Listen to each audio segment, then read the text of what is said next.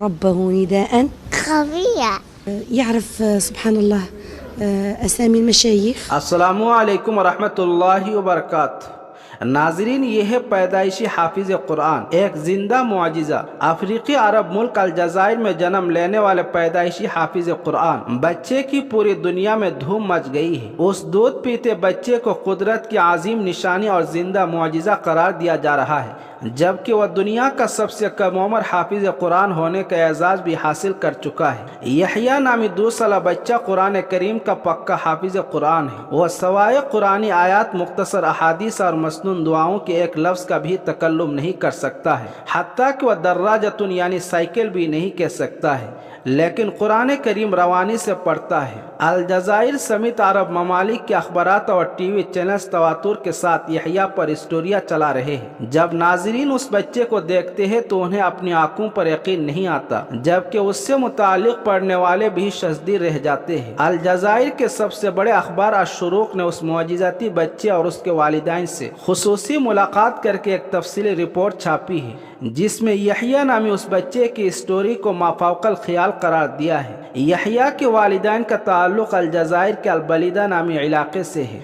दोनों इंतहाई दीनदार है। यहया की वालिदा का कहना है कि जब ये बच्चे मेरे बतन में था तो उस दौरान मैंने एक अजीब और गरीब ख्वाब देखा था। मैंने देखा कि कोचिया और खूबसूरत जगह है जहाँ नेक लोगों की एक जमात बैठी है। मैं ख्वाब में उन्हें सहाबा कराम समझ रही हूँ। मैं बहुत खूबसूरत आवाज़ में कुरान करीम की तिलावत करती हूँ। उस दौरान एक शख्स ने मुझसे कहा कि सैयदना साद बिन अबी वक्कास रजी अल्लाह ताला अन्हु तुझे बुला रहे हैं।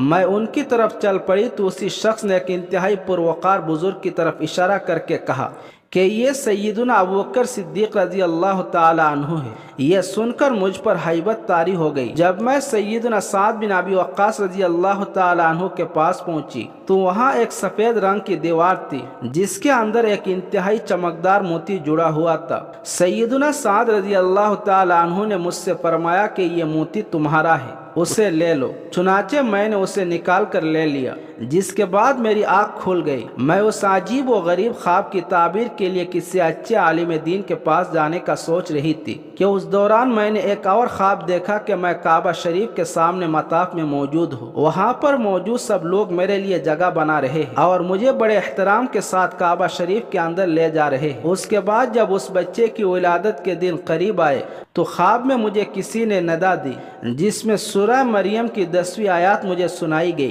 तर्जमा आए ज़करिया, हम आपको एक बेटे की खुशखबरी सुनाते हैं जिसका नाम यहया होगा। ये आयत पहले मुझे याद नहीं थी। ख्वाब में सुनने के बाद मुझे अजहर हो गई। मैं उस आयत को बच्चे की विलादत तक दोहराती रही। जब ये बच्चा पैदा हुआ तो हमने ख्वाब के मुताबिक उसका नाम यहया रख दिया। उस बच्चे का दाया हाथ 6 उंगलियों पर मुश्तमिल है। हम एक उंगली को जायज समझकर कटवाने के लिए अस्पताल ले गए तो डॉक्टरों ने टेस्ट के बाद बताया कि अगर उस उंगली को काट भी दिया जाए तो ये दोबारा निकल आएगी। उस इजाफी उंगली के साथ यहया का दाया हाथ ऐसा लगता है कि जैसे हक ताला का इस मुबारक लिखा हो, इसलिए हमने उसे कटवाने का इरादा तर्क कर दिया। यहया की खाला का कहना है जब उस बच्चे की उम्र 40 दिन हुई तो एक दिन में मैंने देखा कि यह अपनी माँ के साथ सोया हुआ था और उसने अपने हाथ की शहादत की उंगली को ऐसा उठाया था जैसे कलमा शहादत पढ़ते वक्त उठाया जाता है। उनका मजीद कहना था कि यहया आम बच्चों की तरह रोता भी है, लेकिन जैसे ही कुरान करीम की तिलावत उसे सुनाई जाती है तो ये फौरन खामोश हो जाता है।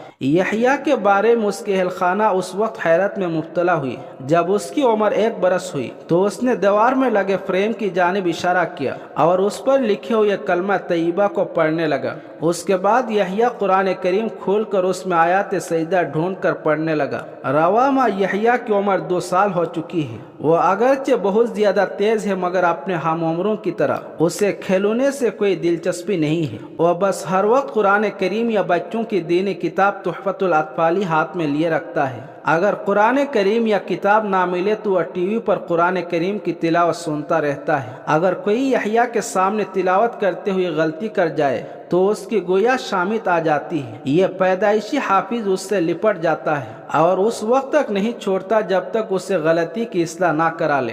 حفظ قرآن کے ساتھ رفتہ رفتہ یحییٰ کی صلاحیتوں میں بھی اضافہ ہونے لگا ہے۔ وہ اب مشہور قراء کرام اور مشائخ میں فرق بھی کرنے لگا ہے، جبکہ اسے قرآن کریم کی مکی اور مدنی صورتوں میں بھی فرق اچھی طرح معلوم ہے۔ آپ بس یحییٰ کے سامنے کسی صورت کا نام لیں اور وہ عمدہ انداز اور قواعد و تجوید کا بھرپور لحاظ رکھتے ہوئے اپنی تتلی زبان سے کلام پاک پڑھنے لگ جاتا ہے۔ اگر کسی آیات کے ایک لفظ پڑھا جائے تو آگے پڑھنا شروع ہو جاتا ہے۔ یحییٰ نے اگرچہ کسی سے سیکھا نہیں اور نہ ہی اس کے سیکھنے کی عمر ہے، مگر ہر سورت کے شروع میں وہ بسم اللہ پڑھتا ہے، لیکن سورہ التوبہ بغیر بسم اللہ کے پڑھتا ہے اور ایسا ہی پڑھنے کا شرعی حکم بھی ہے۔ یحییٰ گھر میں تو کچھ خاموش رہتا ہے، مگر وہ اپنی ماں کے ساتھ باہر نکلتا ہے تو وہ مسلسل قرآن کریم ان آیات کی تلاوت شروع کر دیتا ہے جن میں عذاب الہی سے ڈرایا گیا ہو یا نعمتوں کی خوشخبری سنائی گئی ہو۔ یحییٰ کی یہ عجیب حرکات دیکھ کر اس کی ماں کو تشویش لاحق ہوئی کہ اس کا بچہ کسی نفسیاتی بیمار کا شکار تو نہیں۔ وہ اسے نفسیاتی امراض کے ماہرین کے پاس لے گئی، مگر ڈاکٹروں نے اسے تسلی دی کہ اس بچے کو کوئی بیماری لاحق نہیں۔ پھر یحییٰ کی ماں کو بعض لوگوں نے بتایا کہ اس بچے کو جنات نے اپنی گرفت میں لے رکھا ہے، وہی اس کی زبان سے بولتے ہیں۔ تو یحییٰ کی ماں اسے لے کر علاقے کے بڑے عالم دین عامل کے پاس چلی گئی۔ جب عامل یحییٰ پر دم کرنے کے لیے قرآن آیات پڑھنے لگا تو اس نے بھی اس عامل کے ساتھ پڑھنا شروع کر دیا۔ یہ دیکھ کر عامل نے یحییٰ کی ماں سے کہا کہ اس بچے پر کسی جن کا اثر نہیں ہے، یہ قدرت کا بہت بڑا معجزہ ہے جس سے حق تعالیٰ اپنے دین کا بہت بڑا کام لے گا، جو تجھے مبارک ہو۔ اب یحییٰ مختصر احادیث بھی سنانے لگا ہے، جبکہ بچوں کی کتاب تحفۃ الاطفال بھی اسے یاد ہے۔ یحییٰ کی والدہ اپنے اس معجزاتی بچے کو دین کا علم سکھانا چاہتی ہے اور ان کا کہنا ہے کہ مجھے یقین ہے کہ میرے بیٹے سے دین حنیف کی غیر معمولی خدمت لی جائے گی۔ ناظرین، اس بچے کے تعلق سے دعائیہ کلمہ ضرور کمنٹ میں شیئر کریں اور اس خبر کو زیادہ سے زیادہ شیئر کریں۔ شکریہ والسلام۔